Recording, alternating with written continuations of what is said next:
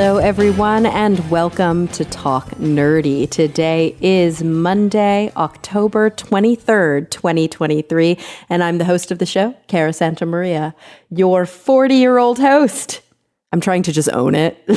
This is a big one. It's a very psychologically interesting birthday, and I'm just trying to own it and just get used to it. I'm still kind of out and about on my travels, celebrating the completion of my PhD before I get back into the grind and start my postdoc.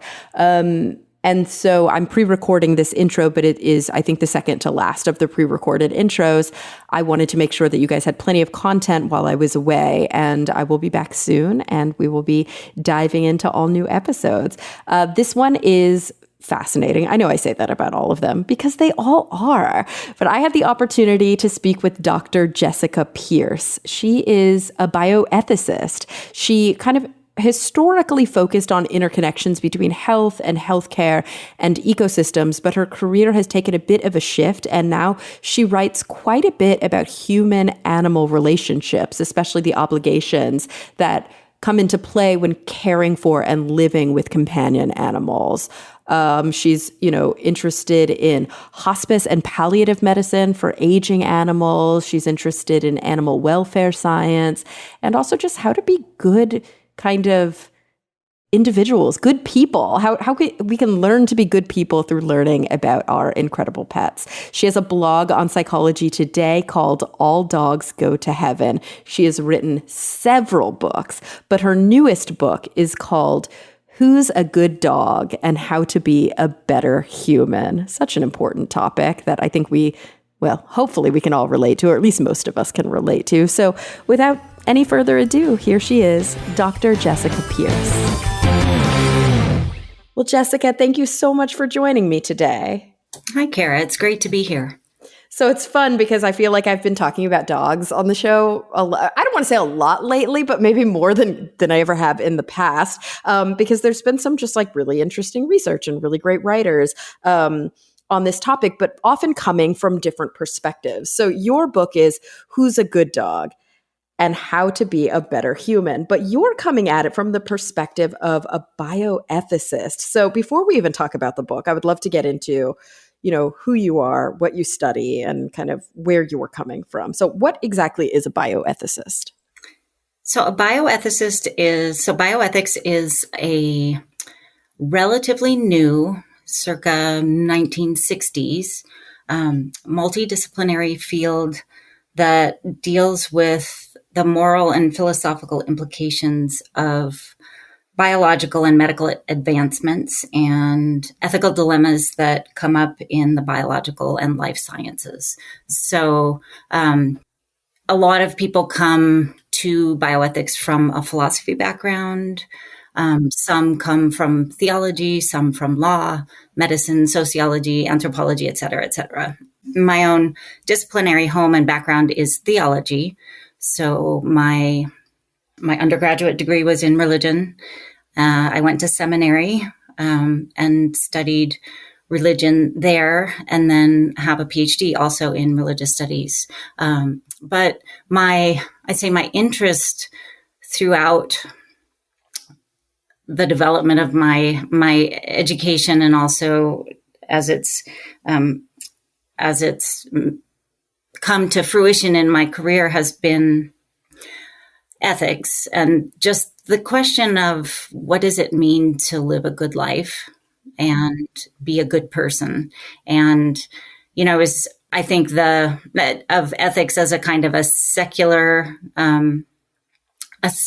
alternative to going into the ministry, which didn't turn out to be something that I was at all keen on. So, and I've been, the first decade or so of my career, I did what is a pretty standard career path for a bioethicist, which is I worked in a medical school and taught medical students.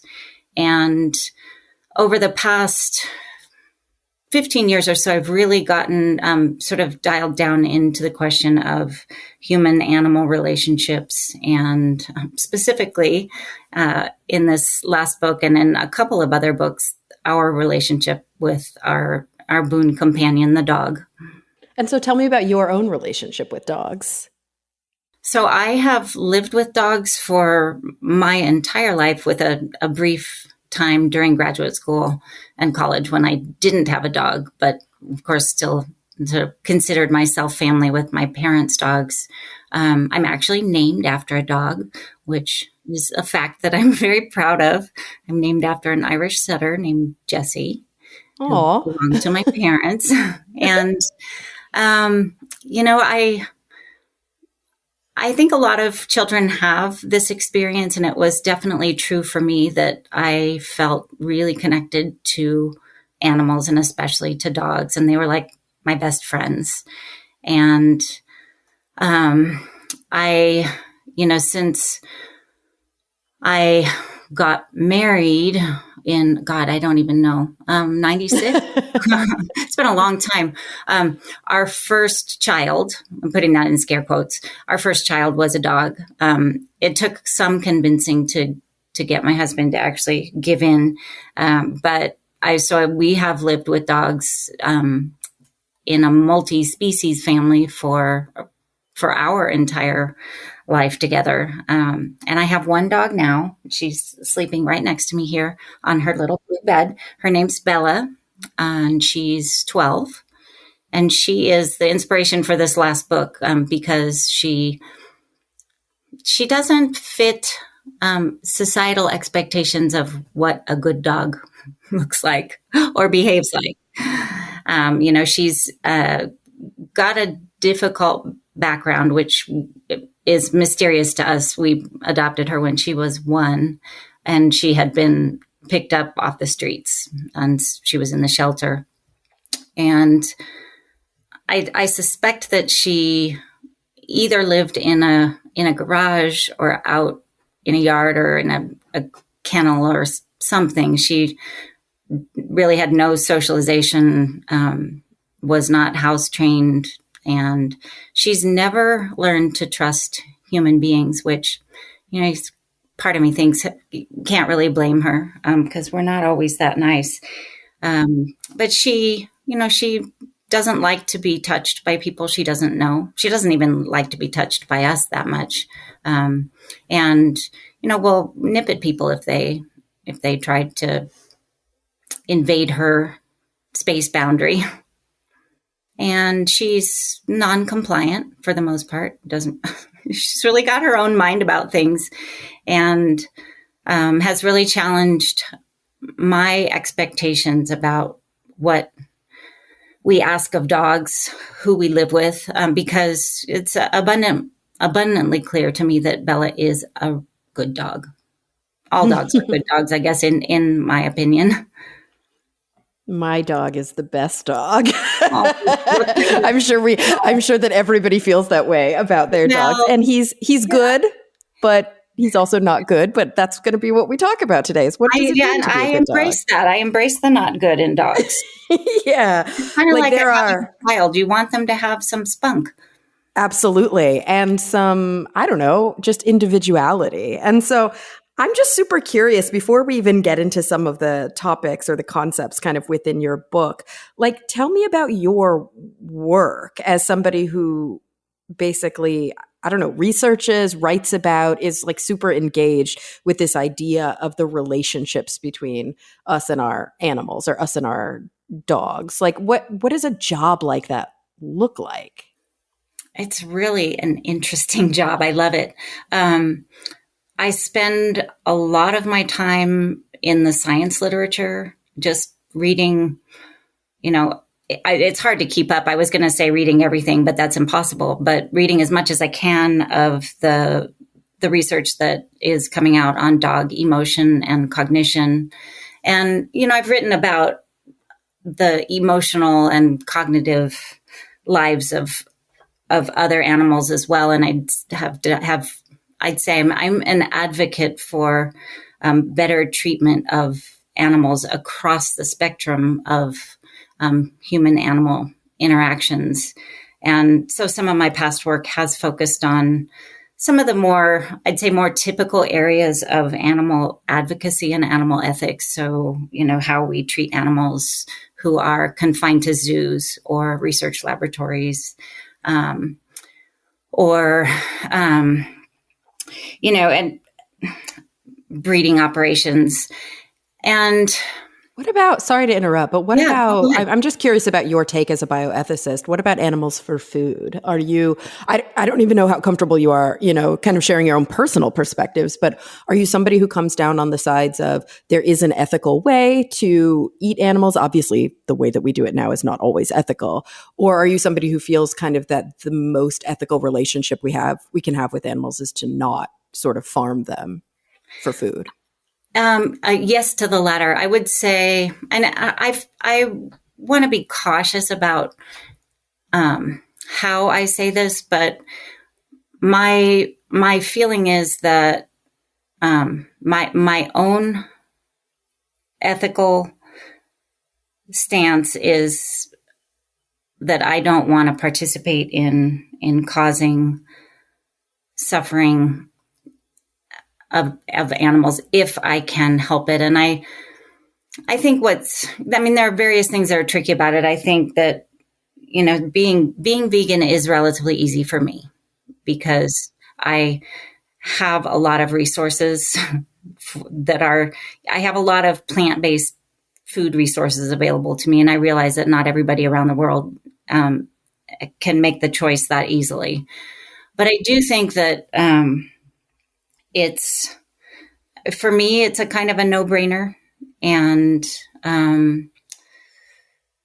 I think it would be morally inconsistent of me to, to say that animals have rich emotional and cognitive lives and at the same time say, well, it's okay really to kill them.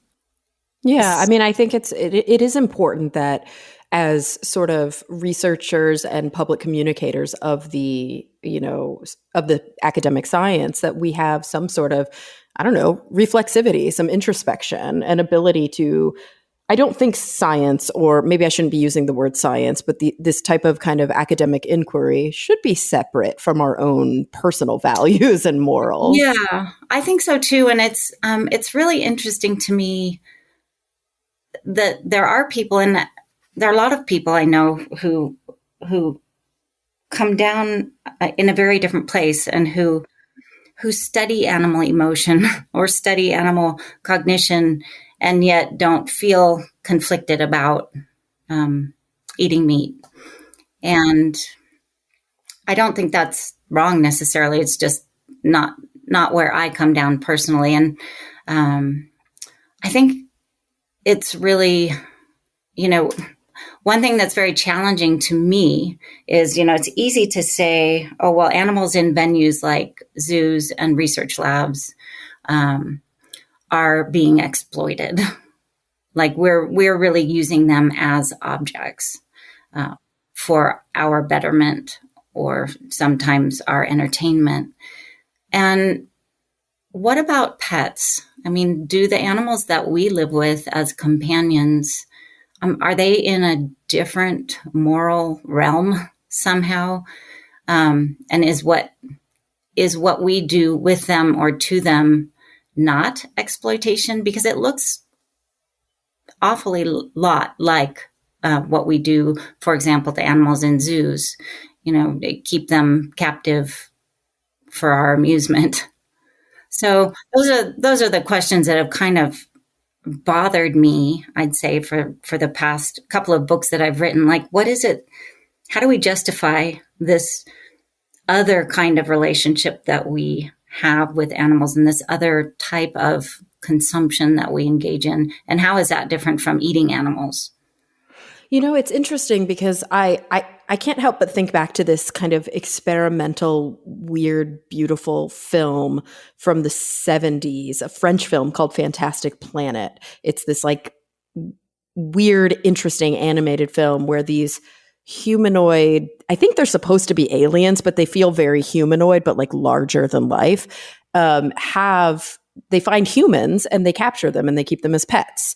And it sort of shows like what it would be like if people were wearing leashes and, kept behind bars and like kind of put into the same situations and scenarios that we even put our beloved pets in. And it doesn't always sit well when you're watching it. Like, it's uncomfortable to watch. And I think that's the point, right? To raise these kinds of questions.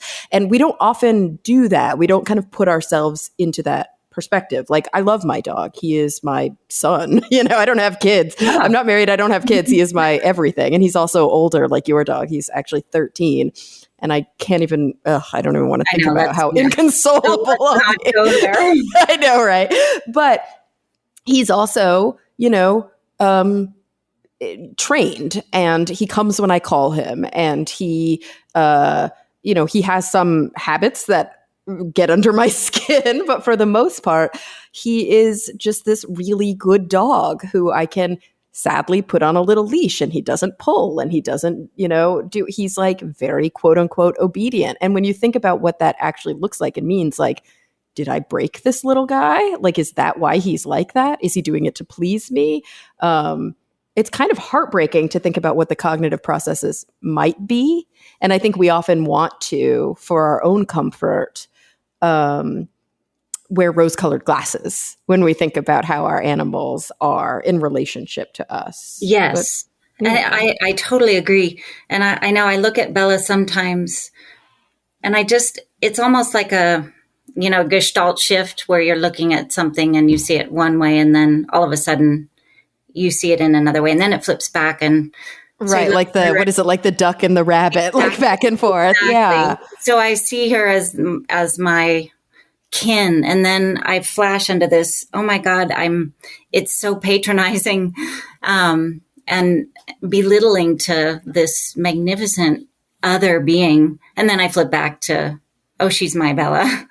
Right. You get into this kind of uncomfortable space for a little while. And I think, I think that what I wanted to do in this most recent book was invite people into that space a little bit, and then, then back out of it, because it's hard to be there, but go into it a little bit and explore your feelings and your expectations, and just the kind of questions that you're thinking about with your dog. Tell me your dog's name. Killer. Killer. And by the way, Killer's like 9 pounds. He's like the sweetest, tiniest, like, most adorable. Yeah. So, I mean, just like, I think all of our efforts to humanize our pets, and even calling them our babies, which I do too, is in a way, I think, a kind of shielding our eyes from that reality. I agree with that. Seeing them for who they are. It's interesting because I often, and maybe this is my own sort of motivated reasoning in an effort to be able to have these harmonious feelings in my home with my dog, who is, my roommate and my son, and also a dog.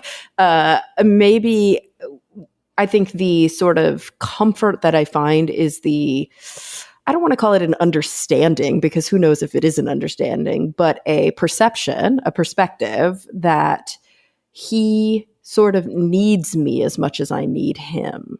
Like that there is a sort of symbiosis to our experiences. He is a domesticate, and he probably wouldn't survive on his own. He's not a wild animal. And so I do have to feed him and clean up after him and ensure that he is safe from the elements.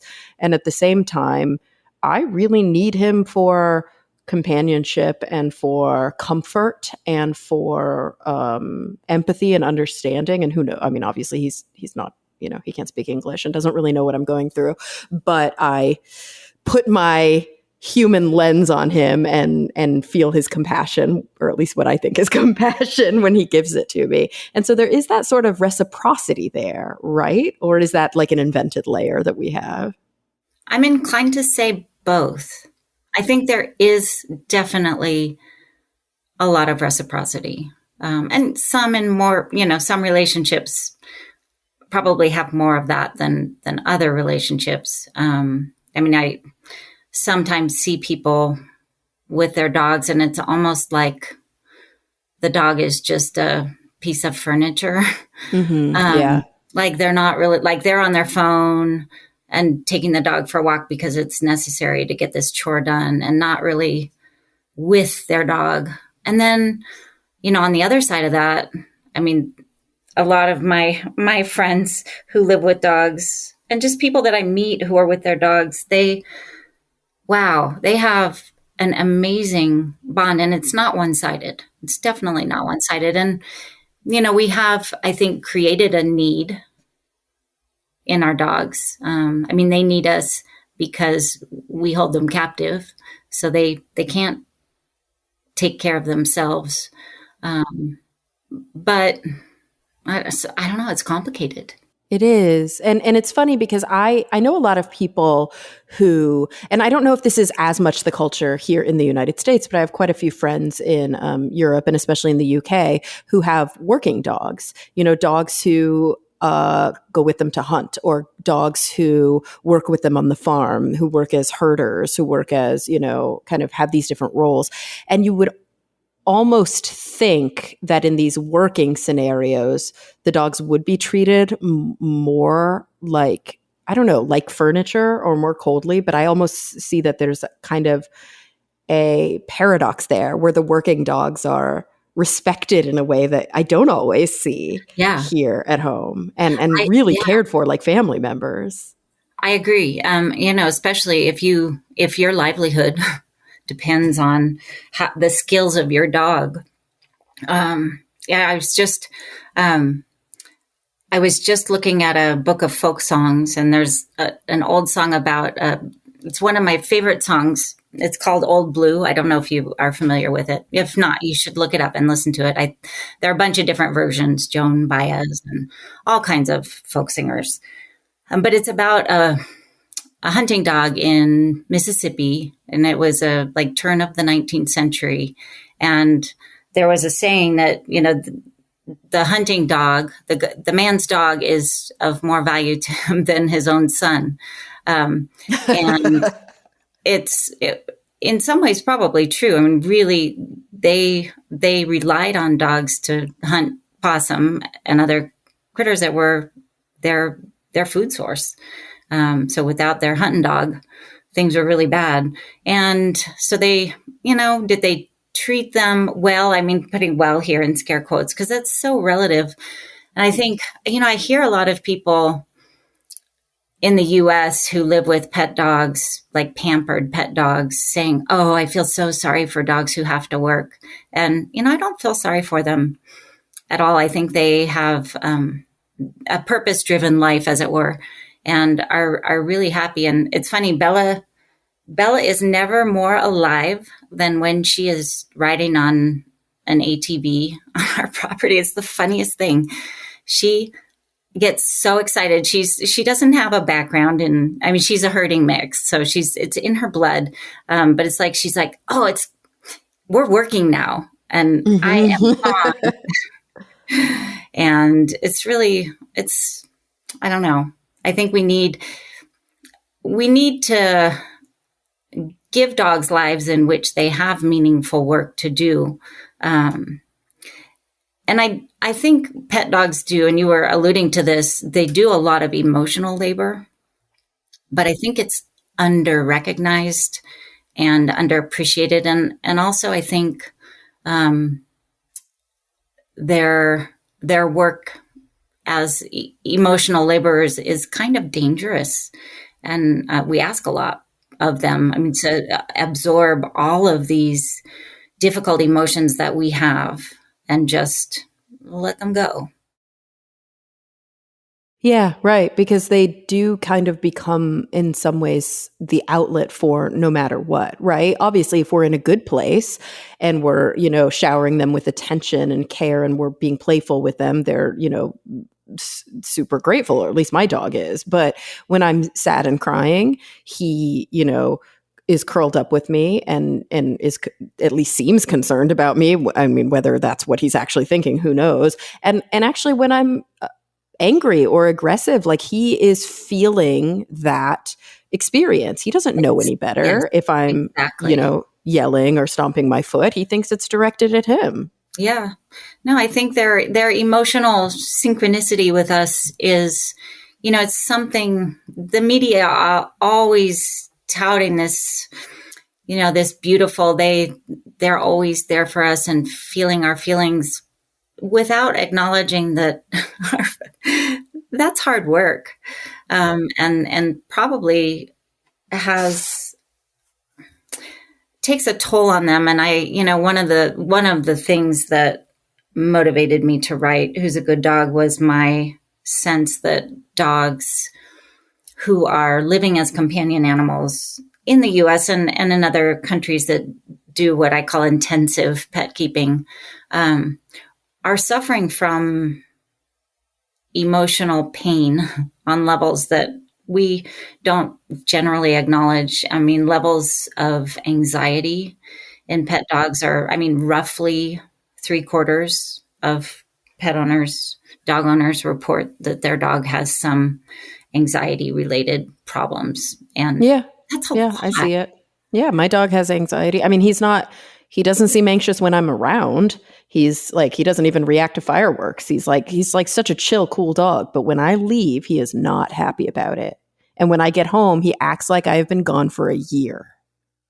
And I know that that's anxiety. And I have to it's sad because like right now I'm living in an apartment, right? And I don't want to get evicted. So it's like I have to do things. He has to wear a bark collar every time I leave. I give him a treat. And so it's become a routine. He's happy when I put it on him because he knows he gets that treat. He takes the treat, he runs off and he eats it. And he's like, bye, mom, see you later. But if I don't do that routine, he will sit at the door and howl at the top of his lungs for anybody who walks by. And people will be like, there is a dog being abused in that apartment. It's like, no. He's just mad that I left. It's bananas because he doesn't do it when we use the routine. That's interesting. He's so good about like it. I think he's also just a very trainable, whatever that means. There's a lot we could unpack with that, but a very trainable dog in that he has a very good idea of these associations. This means she's going, I get this good thing out of it. She will come back. But if I don't do that, then he's like, what's happening? What's happening? I don't know what's happening. Yeah, I think ritual and habit are extremely important to dogs, and some more than others. Bella is also a very ritual oriented dog, and we have the same thing, routines. When I go, she gets a bone, and so she does kind of looks forward to it in a in a mixed way, but Same. Like Killer is happy about it once a day, but if it happens 2 or 3 times a day, he's like, what is going on? And sometimes I'll give him the bone and he'll take it in his mouth and he'll drop it on the floor right in front of me and just look me in the eyes like, I don't want this. And I'm like, no, let's choose a different adventure for today. Exactly. It's there. I mean, obviously we put so much into our interpretations of their behavior, but we can't reject the fact that there is deep communication happening there and that there's a, like you mentioned before, there is a rich interior life. And are we doing our part? There's plenty of psychological studies that show the difference between like a monkey reared or even a hamster reared in a cage with like lots of enrichment versus no enrichment. Yeah, exactly. And one of the most interesting pieces of the puzzle, in my opinion, is all the psychological research on having a sense of control over one's life. And, there have been a lot of studies in animals showing that just having control over, for example, if you can push a lever to make the light go on or off, so you have a choice, just something as simple as that can create, as animal researcher would say, a positive affect in animals. And I think one of the real problems for pet dogs is a lack of control and also a lack of feeling in control. So it's not control so much that's important, but a sense of being in control. And it's also, luckily, something that we have a lot of control over. I mean, it's really, there's so many ways in which we can increase our dog's sense of agency within their lives. For example, just like training a dog. I have a friend who trained her dog to ring a bell on the door with her nose if she needs to go to the bathroom. So she has gained an element of control over her environment because she can ask to go out when she needs to.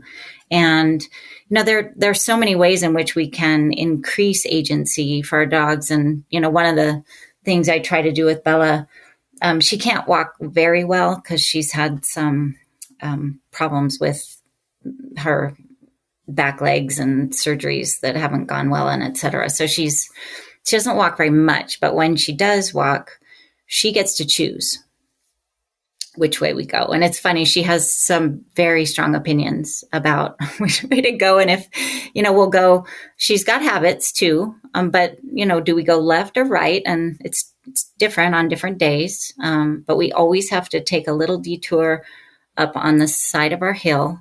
And if my husband and I don't go that way, she'll look at us. She'll actually sit down and look at us like, what the heck are you doing?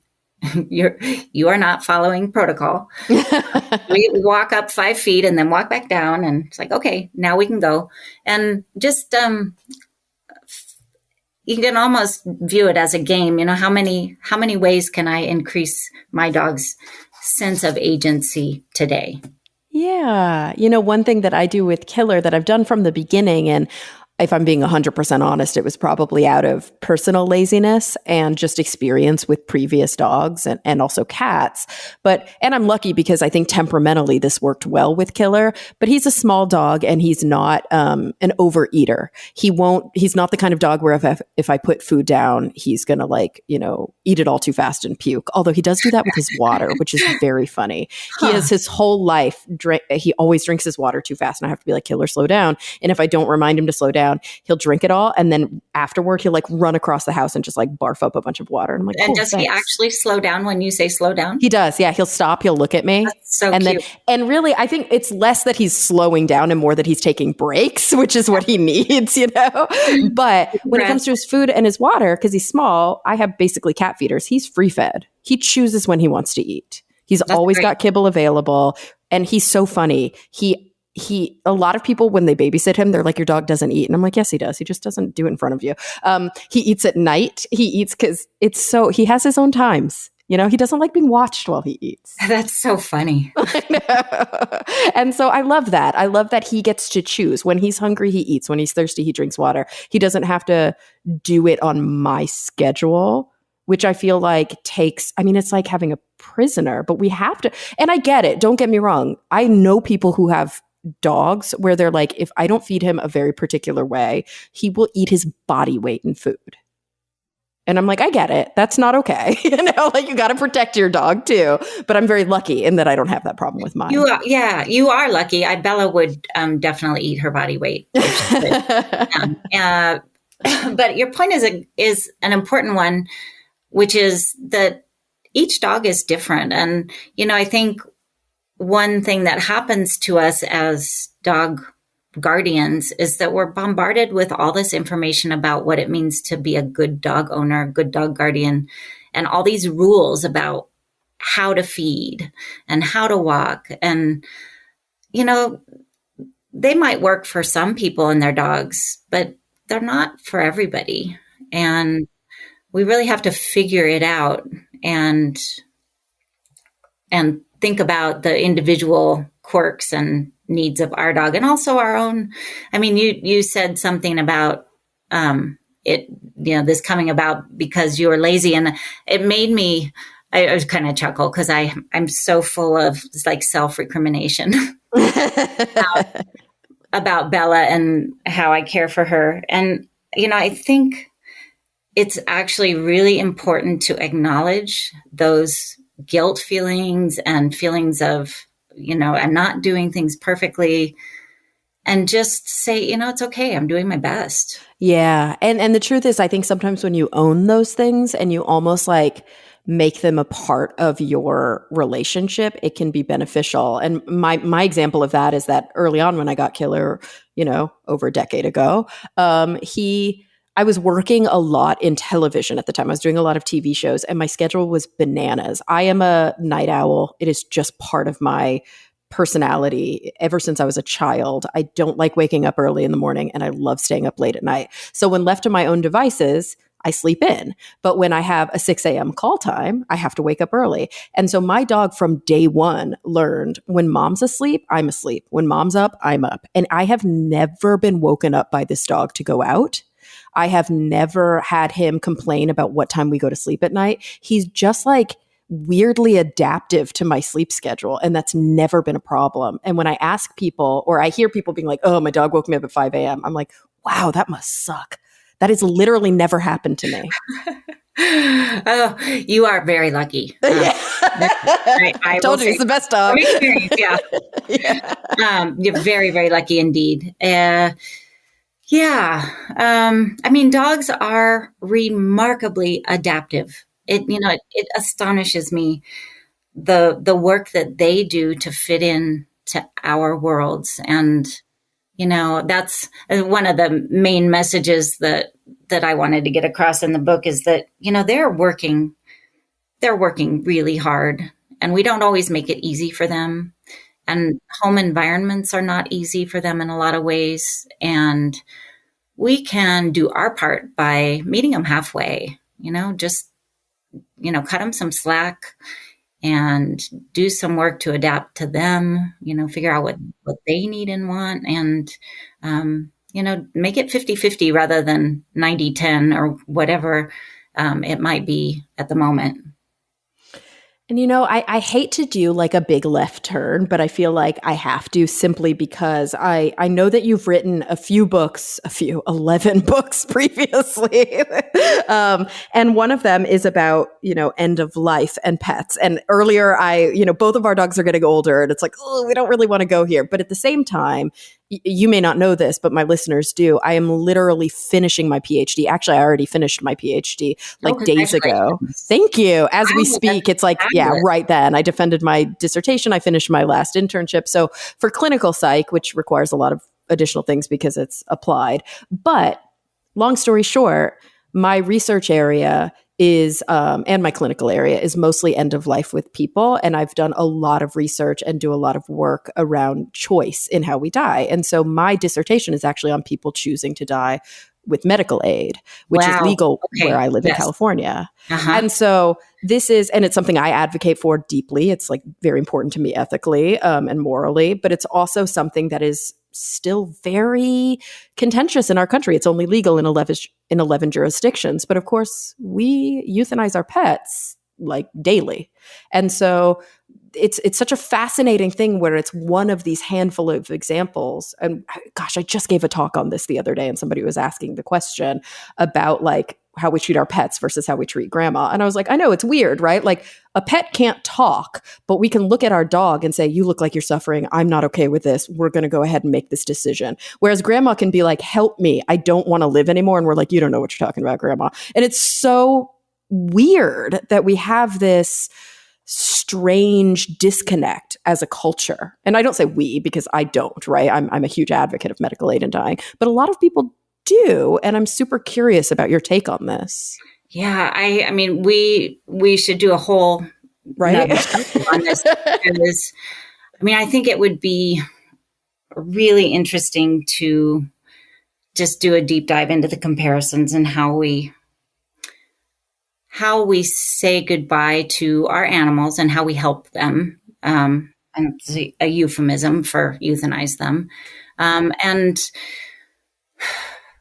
how we help our humans. And I haven't written about this experience yet, although I want to, but it seems pertinent to bring up. My mother passed away 2 years ago, and she chose voluntary stopping of eating and drinking. Mm-hmm, which is that's a very common, said, is a way to hasten, that's legal in all states. Right. And partly because it was really difficult for her to, I'm not sure we would have been able to access medical aid in dying because she had Parkinson's and was on this very slow, gruesome, difficult decline, but not imminently dying. Right. That 6 It's kind months of is that a worst case, requirement. like Yeah. just Yeah. in this zone. And my experience with that, and then having been through the experience now of helping two dogs, Odie and Maya, with end of life, and in both cases choosing euthanasia, although with hesitation in each case. It's really interesting to compare. And one of the things that really strikes me in the conversations about what I often hear people say is, well, oh, animals can't tell us what they're thinking or what they want or what they're feeling. So we have to choose for them, which I don't think is true. I think they tell, and you suggested this, they behaviorally, they communicate a lot to us. And then on the flip side, well, our humans do tell us really clearly. So we know how to proceed. And, my experience with my mother is that what she said was really complicated. Like, she said that's what she wanted. But, my father and I both still have some doubt about, was that really what she wanted? Did she feel like she was a burden? She wanted it. And she also then would, she'd say at 8 a.m. that's what she wanted to do. And then at 10 a.m. she would have breakfast and, oh, this is so good. And, it was very unclear, even though she was communicating to us in, with words. I felt less certain about her end of life than I did with either Bella or Maya or Odie. That's fascinating.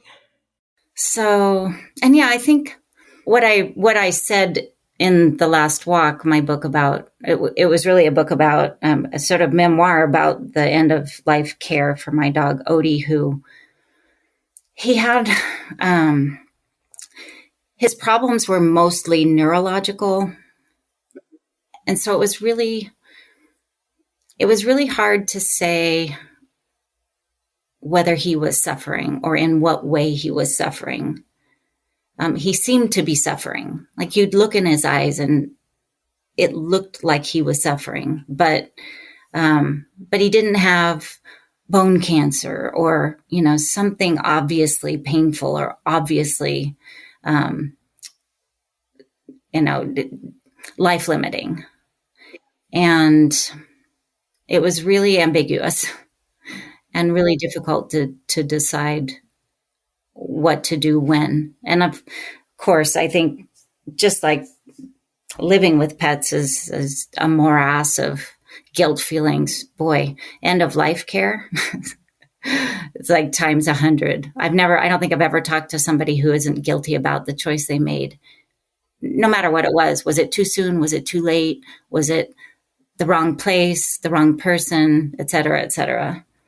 And I think that it's interesting what the parallels that I see in sort of the research that I do and in the conversations I've had about end of life care in human beings as well. Because even though there is that conversation about agency and about empowerment and about being able to verbalize needs sometimes, not always, as you mentioned, it's never black and white. It's often very, very gray. And I think we like to highlight the very obvious examples. Somebody has a prognosis of 6 months or fewer, they're dying of a very kind of painful cancer, they're losing their ability to care for themselves, and they have this kind of clean cut decision in front of them. But it's not always or even usually the case. That's not, how most people die.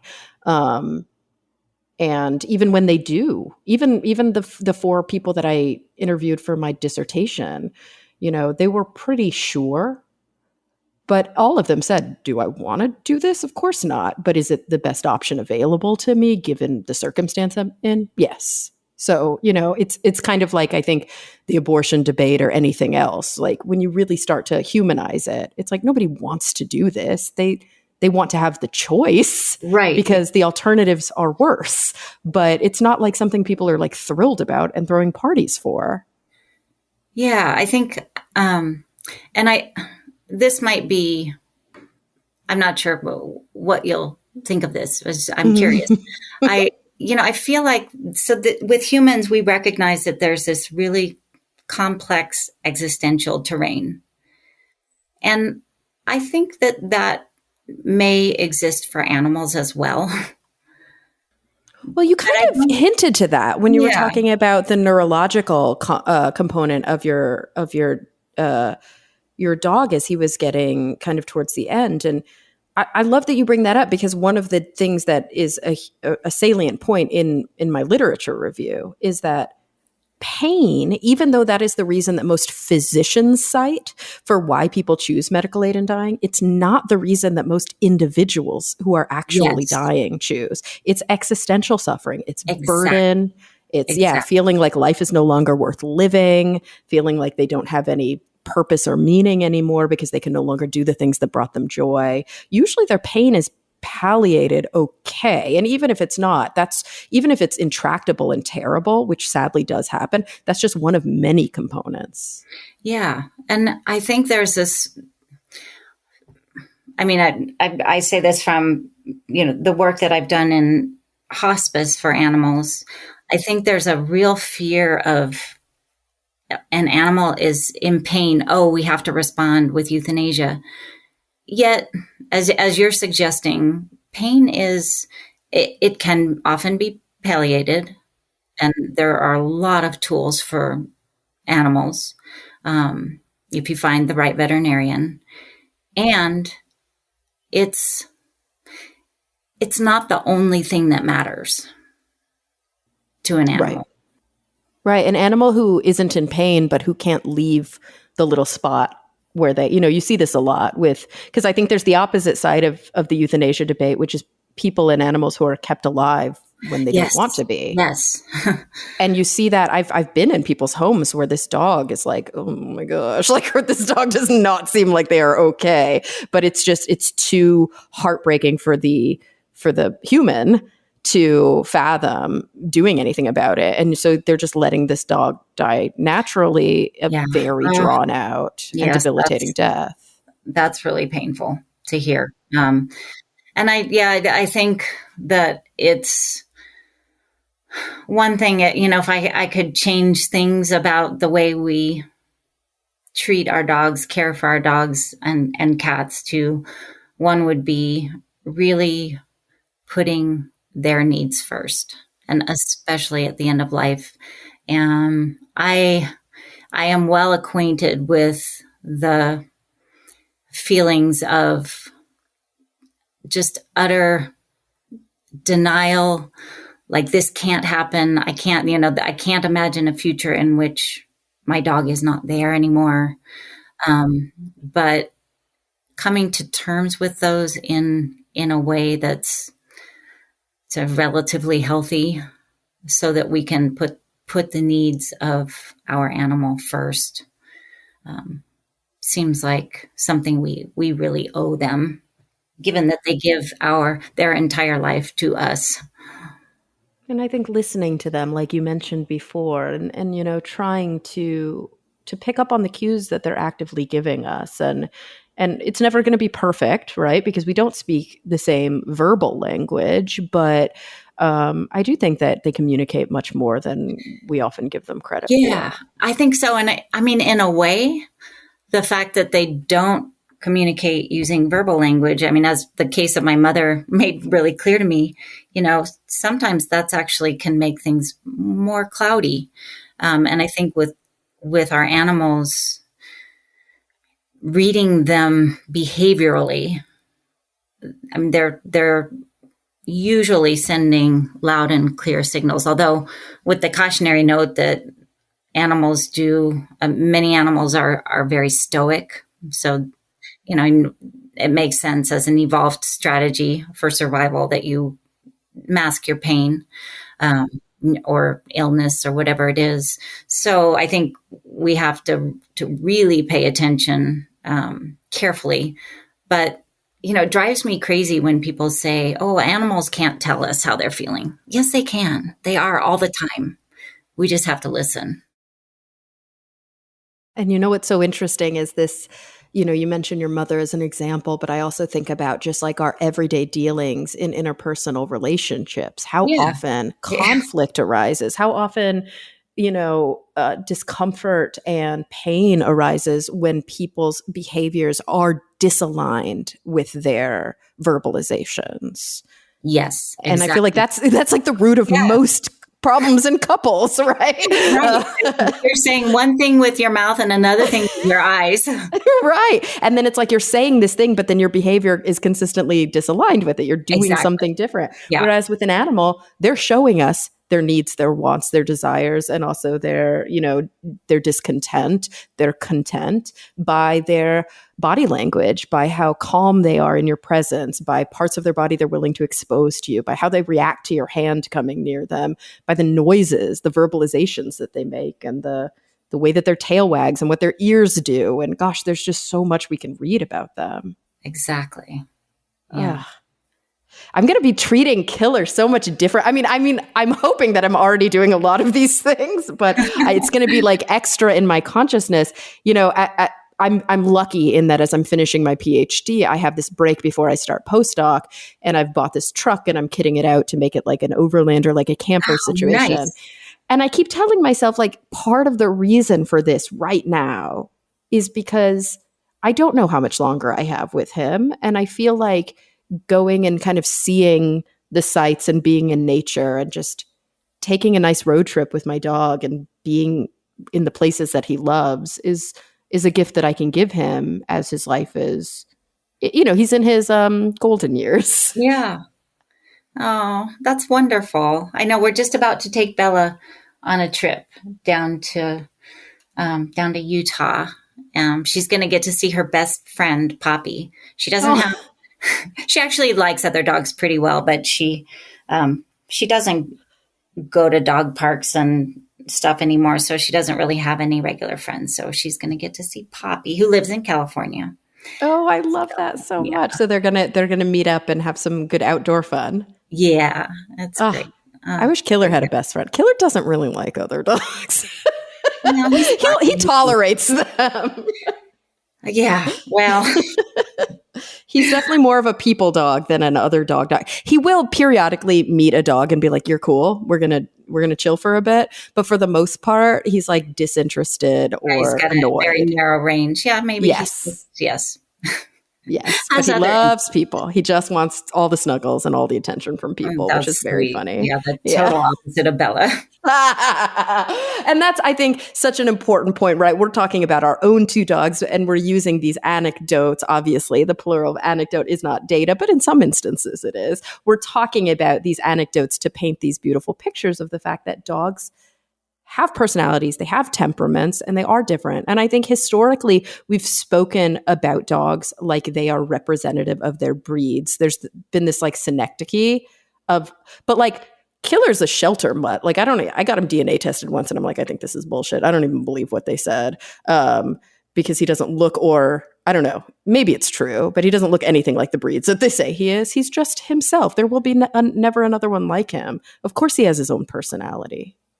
Yeah, I think this kind of breed profiling is really problematic, especially when it comes to people making dog acquisition decisions. Because you go on the American Kennel Club choose your breed website and you put in I want a dog who's a couch potato, who loves kids, and you put in 5 things that you expect in a dog or want in a dog, and they're wildly unrealistic, of course. Right. And then it spits out, oh, you should get a Bernese Mountain Dog. Yeah. Like, oh boy, this is, going to lead to some pretty bad outcomes. Yeah.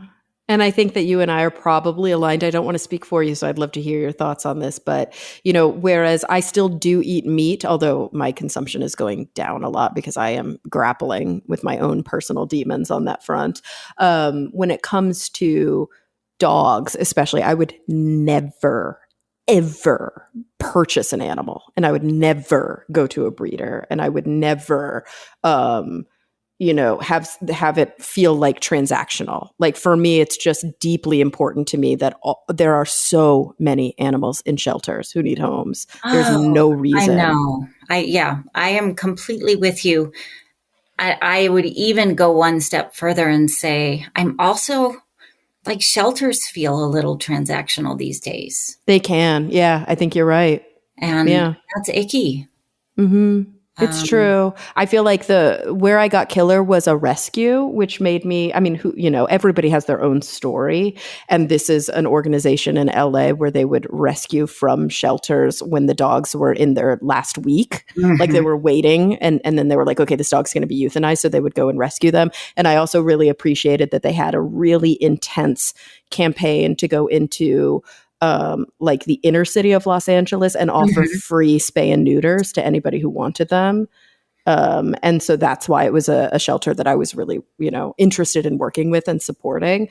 Yeah. But yeah, it's ethically complicated. It even is. Just to figure out how to develop that relationship and how to find your pet. Yeah. I tell you, it's a playground for an ethicist. Yeah, there you go. Yeah. It's interesting because we don't have the same problem here that a lot of developing countries that I've visited before have, where there are a lot of feral dogs on the street. There are feral dogs, of course, but we have like a much bigger, I think, feral cat problem. And so when I look back to when I was in college and I couldn't keep a dog because I was like never home, but I had cats all the time.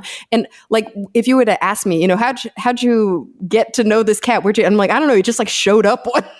Yeah. And that's how all my cats were. They were just like neighborhood cats that I ended up taking in. But with a dog, it was like a thing and, go to the place and sign the paperwork. And Isn't that funny? I know in a way the cat acquisition is so much less morally complicated because they chose you. Right. And because I think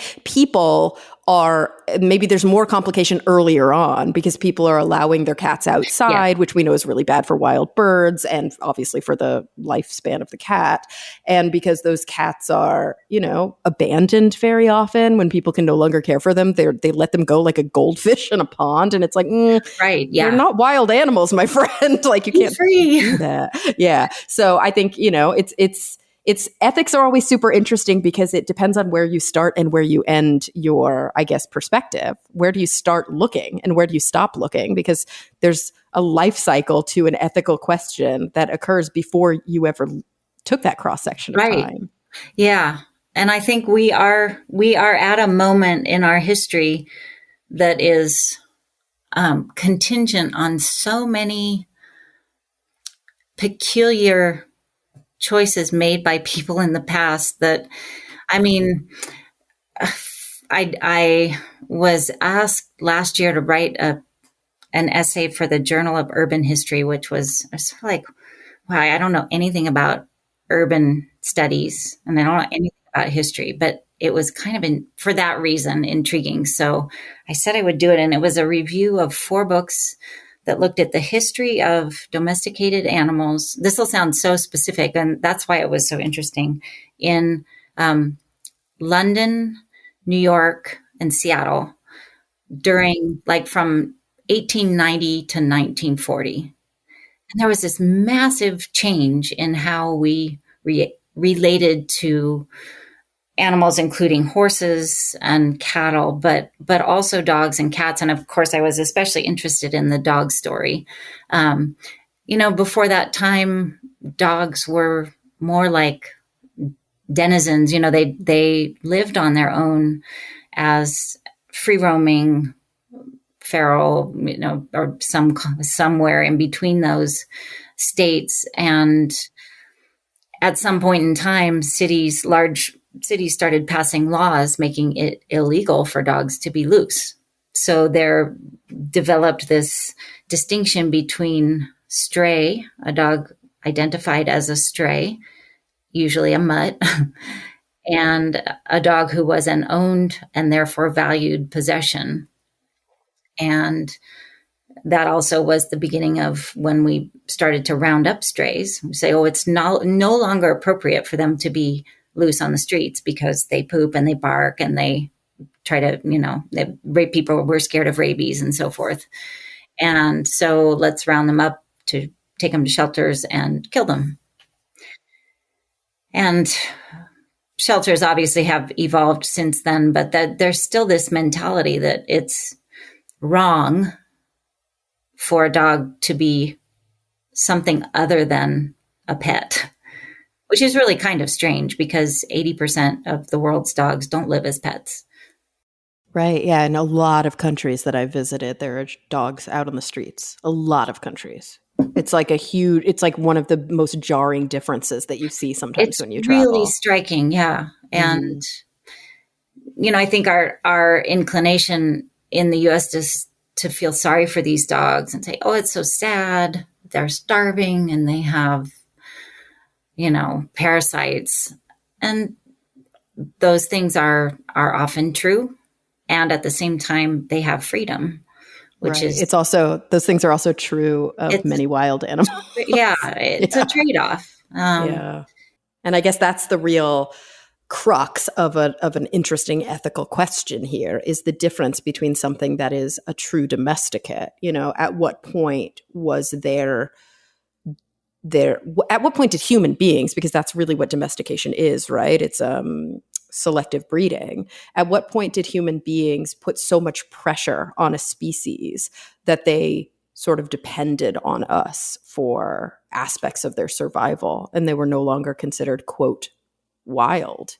Yeah. And I mean, we have extreme examples with, like, I guess, what are they, like French bulldog? There are some like animals that can't even give live birth. Yeah, bulldogs. Yeah, they have to have like a C-section. So it's like, that's a super extreme example. But where's that line, right? Between a wolf and a dog. And like, we can say where it is sort of genetically and behaviorally and in terms of their morphology, but like something that's a true domesticate, like a cow, if we all of a sudden decided we're not going to eat them anymore, we're not going to milk them anymore, and we're going to stop caring for them, would they just go extinct? Or would there be like a wild version that re-evolved?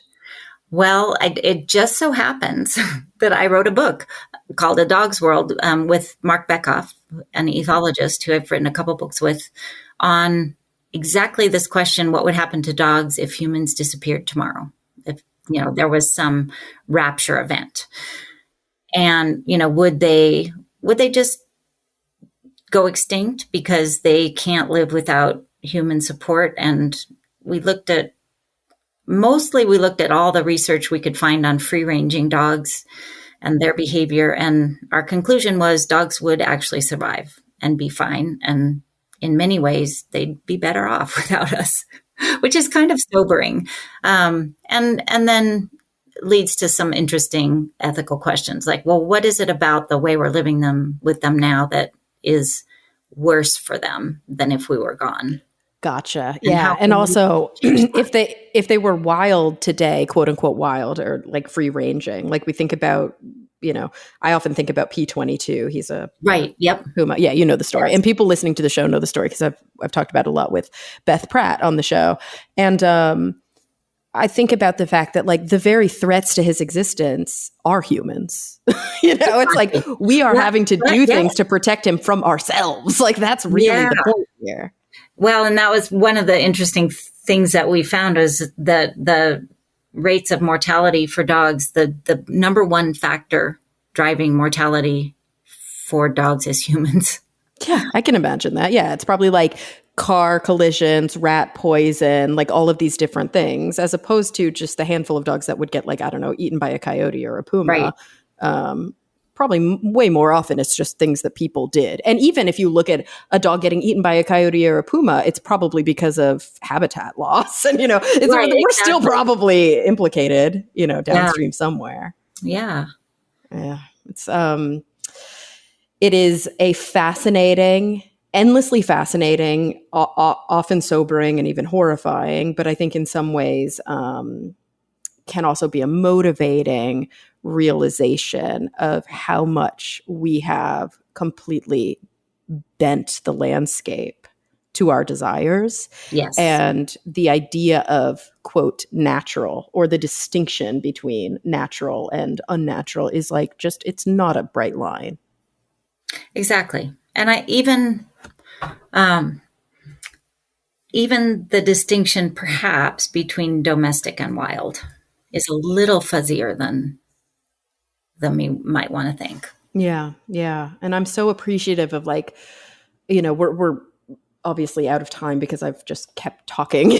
There's just too much to grapple with. But I'm just so appreciative of all of these like brilliant insights and these thought provoking topics. I'm hoping that this, contributes, number one, to the people who are listening, having these conversations with their friends and family and loved ones, and kind of increasing their empathy and their compassion when it comes to their relationship with their pets. Obviously, I hope that everybody will pick up the book, Who's a Good Dog and How to Be a Better Human. And I'm just curious, Jessica, before we go, is there anything, I mean, I'm sure there is, but like, is there anything in the book that we didn't talk about that you feel like, we can't go without mentioning? Oh boy. Obviously, we didn't cover everything, but do you feel like we Yeah. kind of sampled the wares a little bit? Sampled the wares quite well. I spend a lot of time in the book talking about the ethics of training and behavioral modification. And we did touch on that, but that's going to be a rabbit hole. A big one. Yeah. And, it's funny because as a clinical psychologist now, or soon to be clinical psychologist, that's something I grapple with because my orientation is existential. I'm not a cognitive behavioral psychologist. I am an existential psychologist who uses some cognitive behavioral interventions because we know they work, they're evidence-based, and they can be really great for certain things. But I worry that conceptualizing people, and all of my CBT listeners, please don't be offended by this because I'm not saying you do this. This is a very extreme example of this. But I worry that when you take it to its extreme, and I often will use this comparison when I'm talking to students or trainees, is like, I don't want to train people the way we train dogs.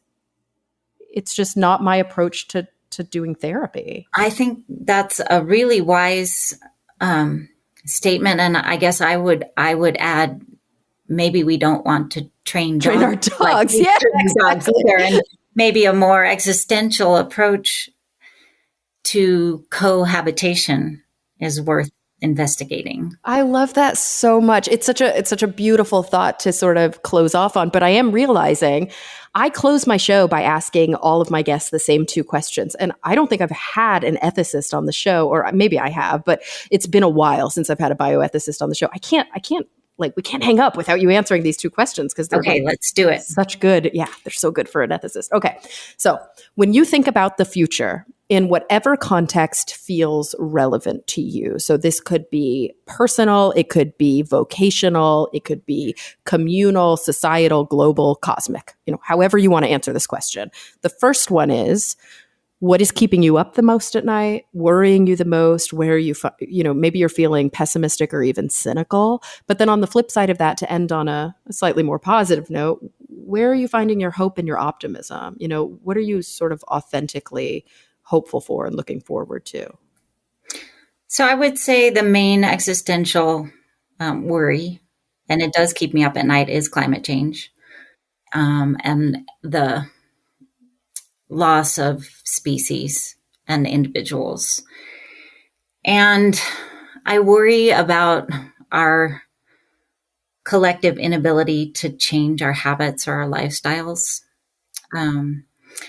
And what gives me hope, I mean, one thing I do every day that it keeps me grounded, is I go into the forest. I love the phrase the Japanese use of forest bathing. I live in a beautiful place that's surrounded by national forests. So I literally go to the forest every day and I see evidence of, even though I'm worrying about animals surviving, I'm worried about plants surviving, they're living. They are thriving, even in perhaps challenging and challenged ways, but they are okay in the moment. And there are so many people, both in my professional orbit and also just individuals that I know who are just compassionate toward animals and actively working to make the lives of animals better, whether it's on a really tiny scale by loving on their dog or cat, or on a larger scale being an activist or scholar for animal welfare, animal well-being. So I have hope. There are a lot of people that are concerned about the world and trying to make it better. Hear, hear. Well, everybody, the book is Who's a Good Dog and How to Be a Better Human by Dr. Jessica Pierce. Jessica, thank you so much for being with us today. Thank you for having me, and congratulations again on, are you officially doctor now? Almost. As of the time this airs, I will be, but as of the recording, not yet. Only because I haven't quite filed with ProQuest. I'm hoping that happens today, but technically I don't get conferred until the whole thing goes through the process. And well, congratulations. That's a huge thank you so much. And everyone listening, thank you for coming back week after week. I'm really looking forward to the next time we all get together to talk nerdy.